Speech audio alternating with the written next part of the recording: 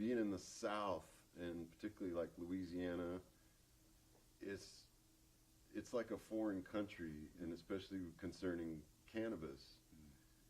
I mean, you get arrested for a joint or less than just a small amount down there.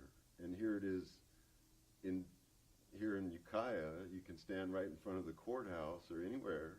Been there, done that. And it's like, smoking a cigarette, if you will. Or it's like, no, it's accepted and it's okay. And a general kind of openness feel. It's like you can relax. You can almost just breathe and not be so fearful about, using a plant that nature grew. That's like our God-given right to be able to use this plant. Yeah. And fear of incarceration does wear a person out. Yes, it's very stressful, and you can lose your children, you lose your entire livelihood, your house, your cars. Yeah. All of these things are very legitimate concerns to a lot of people. Mm-hmm. It's very surprising. I was introduced to ganja, to marijuana very, very late in my life, and it's as a result of sickness. I was very, very ill, and my doctors actually introduced me to marijuana.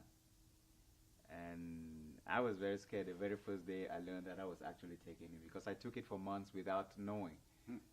I took it for almost a year without knowing that I was actually taking marijuana. And that's how serious it was. I went off all my medications. I abandoned everything. Yeah. And I didn't discuss a lot about marijuana because there was this stereotype around it, and still is. And especially when you have dreadlocks or you are a black man, Yeah. you go, whoa! Every time you see a black man, you think of ganja. So I didn't talk a lot about it, and it healed me, and that is a good thing.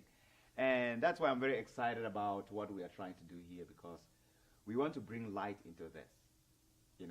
We want to open up the world of ganja big. And I encourage you, what you're doing is exciting, because I want us to open the world of ganja really big as we can. We have the capability to do that. And we are in a place where people are working hard to see what they can make of what ganja is in this community. I think we have a lot to give to them. And I'm excited that you guys are here to work with me on that. We are going to be covering lots of stuff about this topic.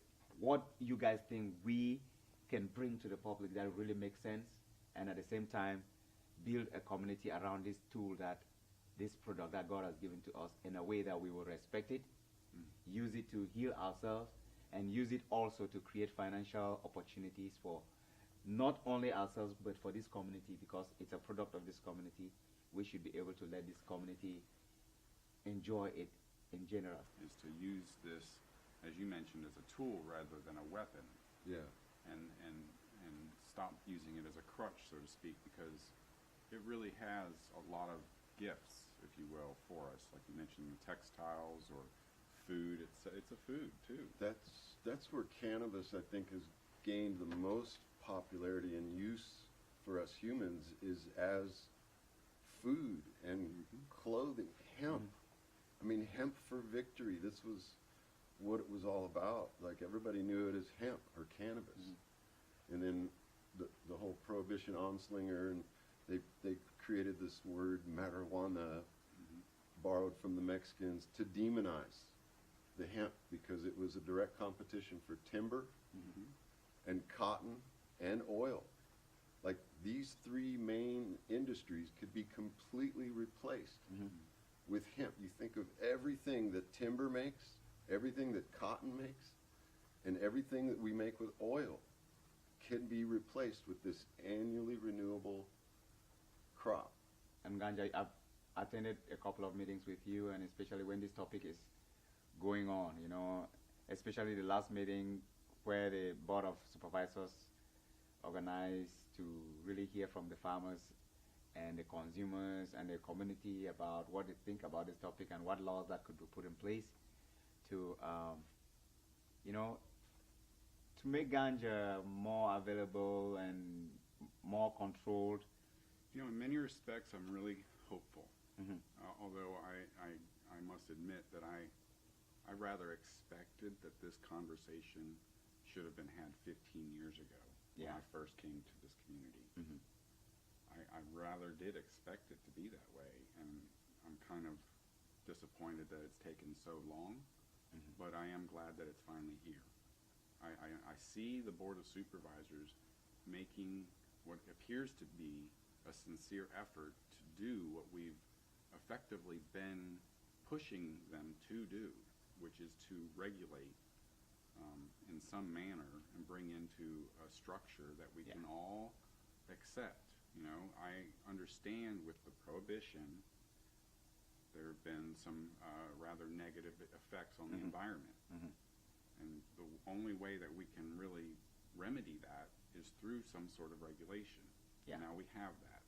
And so a lot of concerns that people have had throughout the years, we're going to have to address them Yes. in a very upstanding way. Yes. We can no longer allow this plant, of all plants, the one that we attach to so much environmentalism, to be this sort of rogue pirate ship that's tormenting our watersheds. We can't have that. Yeah. We have to bring that into a harmonious balance within the environment. That has Now, to there is, when we attended the last meeting, there was just so much discussion, people's concerns about criminal activity, the pollution, and even including the quality of marijuana that's supposed to be grown in Mendocino County. And that really interested me more, because when they were to talk about we should grow organic marijuana and make it distinct from any other, that makes sense to me.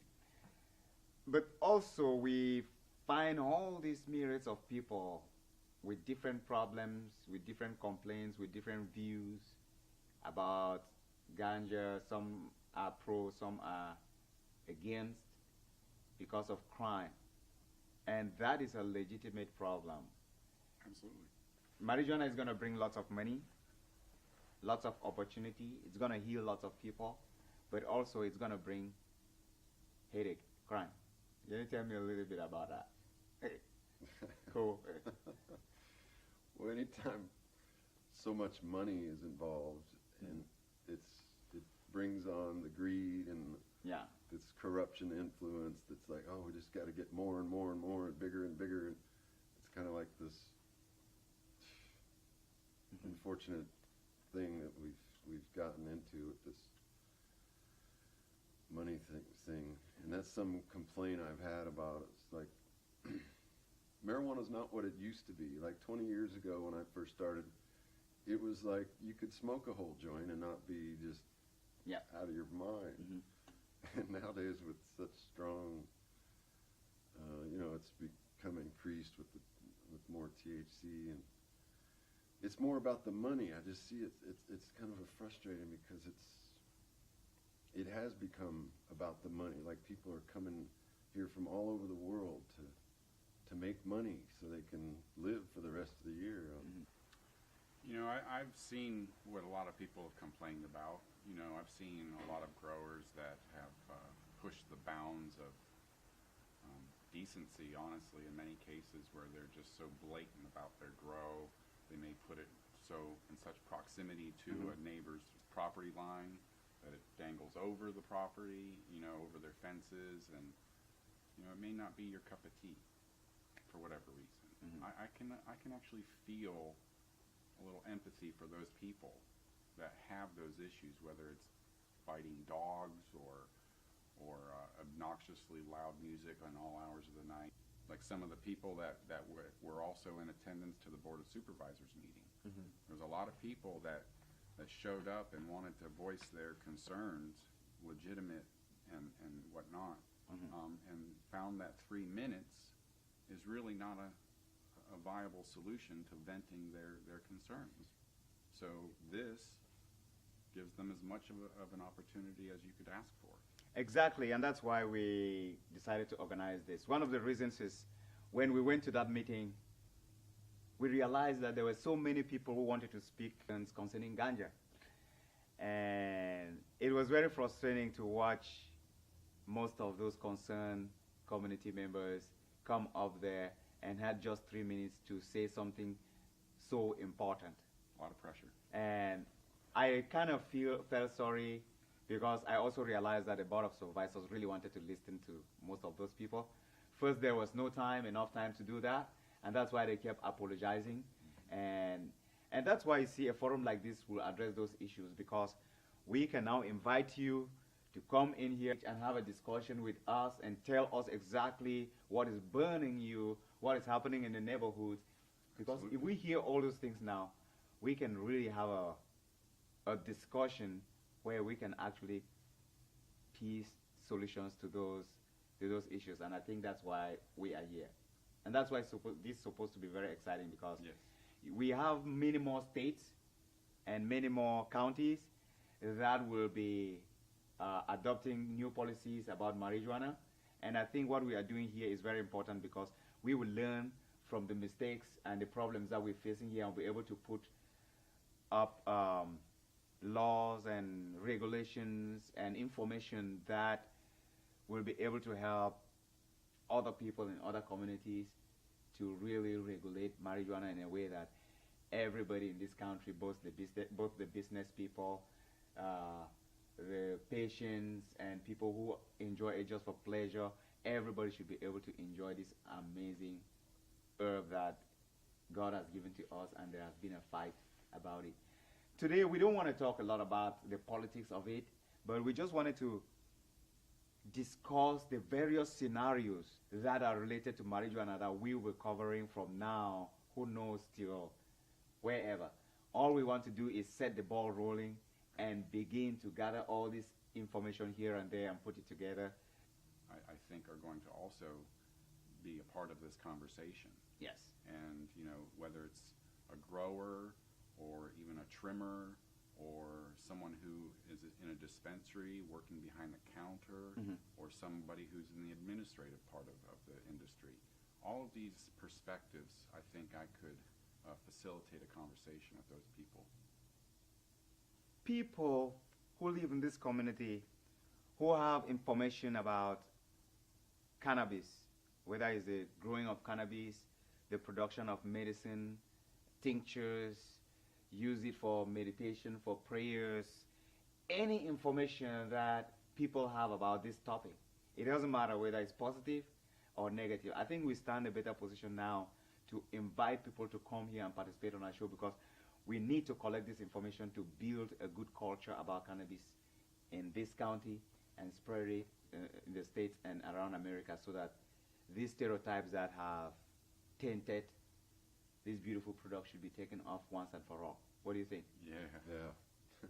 You know, and so I think we are doing the right thing, and all we have to do is encourage people out there that have information, that are growing marijuana, that are doing things with this product and the benefits and what it's really doing in their lives, in their families, in their businesses, in their culture and everything. I think they should begin to come out now. And I don't think they should be afraid, because Mendocino County has made marijuana very legal. And stereotypes needs to be cleared out, so that even those that are against it should begin to really use it for their own benefit, you know. I was just on that note, people like my mother, even, who've never smoked, and even people I know in Louisiana there, are okay, like they recognize the difference between those, like especially those in Mardi Gras in New Orleans right now, the drunkenness, and when people are taking alcohol, they get belligerent and they can't drive and they're impaired. Yeah. And they recognize the difference when somebody like myself or would smoke marijuana or ganja, and they're okay. I mean, they're functioning. They're not totally inebriated and, you know, violent, for one. They're usually non-violent. Yeah. Now, wait a minute. Now you're bringing a topic that I didn't even want us to go into that right now. Well, But I think we should talk a little bit about it, because it will give a little bit of idea for people who don't live in California or who don't live in places that marijuana is legalized and they've been hiding and smoking, because That is the thing we need to bring out here. Yeah. Because there has to be a difference between people who take drugs. Yes. They're just like any other drugs. I don't know. I'm not used to drugs. I don't even know it. But there are different types of drugs that people take. The difference between those drugs and marijuana, like you're saying, drinking beer or wine or whatever, and smoking marijuana, they are two different things. What is the nature of it all, Ukiah? You know, it's got to do with industry. You know, the alcohol industry itself has a stranglehold on their market, and they don't really care to relinquish it to cannabis. It's no different than the big pharmaceutical companies. You know, they push their doctors to come out and against cannabis dispensaries because they realize that if, like yourself, if you've had a number of injuries or illnesses, you find that cannabis can remedy most, if not all, of your symptoms or concerns for health, then you don't need to rely on doctors or big pharmaceutical companies like, or even, you know, the number. We probably have more pharmacies in this community than, you know, you can shake a stick at, because the people need their medications. That what most of them don't know is that if they had just one specific medication, they wouldn't have the need for all of those others, and which many of them are quite costly, in fact. I mean, just one type of antibiotic that I needed for a dog bite not long ago, it was like over $100 to get it, just for one prescription. Now, tell me, what do you think is the bone of contention for people to really understand that this is much more than just an herb to smoke, but it's much more, it's medicine? You know, I don't know if you're aware of Dr. Courtney. He has a practice here in Mendocino County, or he has in the past. I'm not sure if he's still here or not, but he investigated this subject to a depth many doctors never do. And he discovered that we have what's called the endogenous cannabinoid system. And it was discovered like in the mid-'80s. Scientific American did a very wonderful article on the subject. And it basically revealed to him and to us now and the public that our bodies effectively operate a naturally occurring cannabinoid. And you'll probably experience this with your abstinence from it. Your body will naturally make a chemical that is essentially identical to the cannabinoids that you find in cannabis.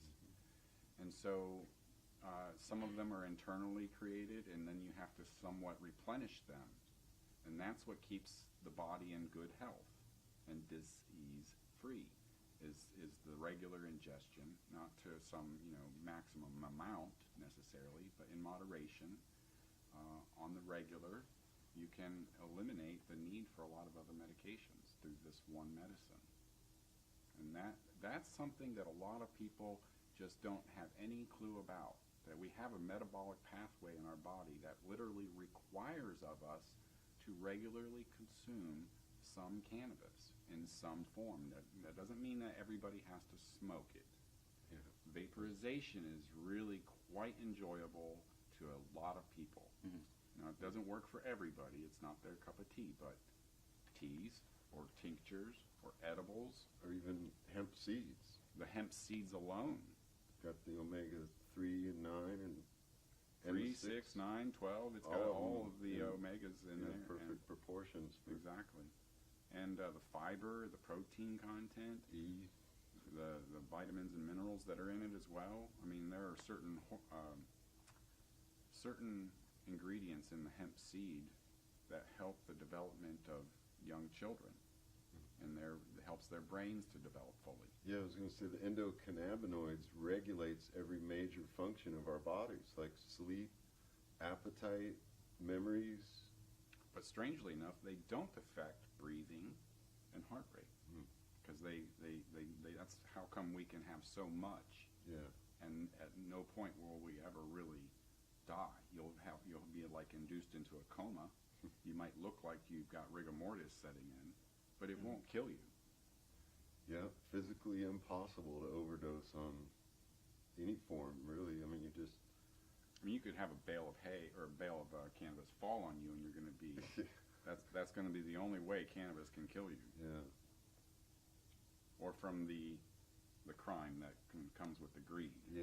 We will be digging into the history of cannabis. I hope Deep so. down in the Bible and ancient history. We're going to go into all of that. Ashine. Happiness is not purchasable with money. I know that we ought to be happier than the happiest person on earth today. We ought to be healthier than the healthiest person on earth today. And yet, we ought to be smarter than the smartest person on earth today. The gift of happiness is not purchasable with money. The path is through meditation, in which you can achieve freedom and get release from the burden of material pursuit. Practical self-healing from sickness, poverty, negative vibration, and suffering. My mission in this life is to confront evil. My job is to point a pervading light. We believe in one misconception and another. Ashine. The needs and wants of man are steadily increasing by day. The scourge of daily unrest.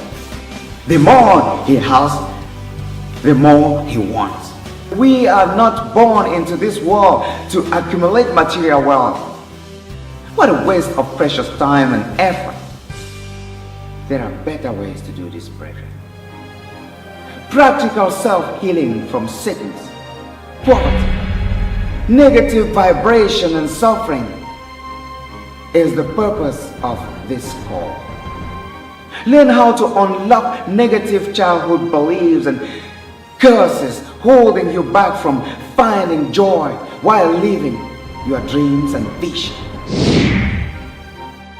Enter into your own consciousness. Meditation saved my life. Ashine, breaking the horse, gave me strength and made my bone strong. Ashine is one of the most effective ways to keep your heart strong. Find peace, love, joy, happiness, abundance, life, stability, and everything you ever desire in life. My soul and I has prepared a special package for you.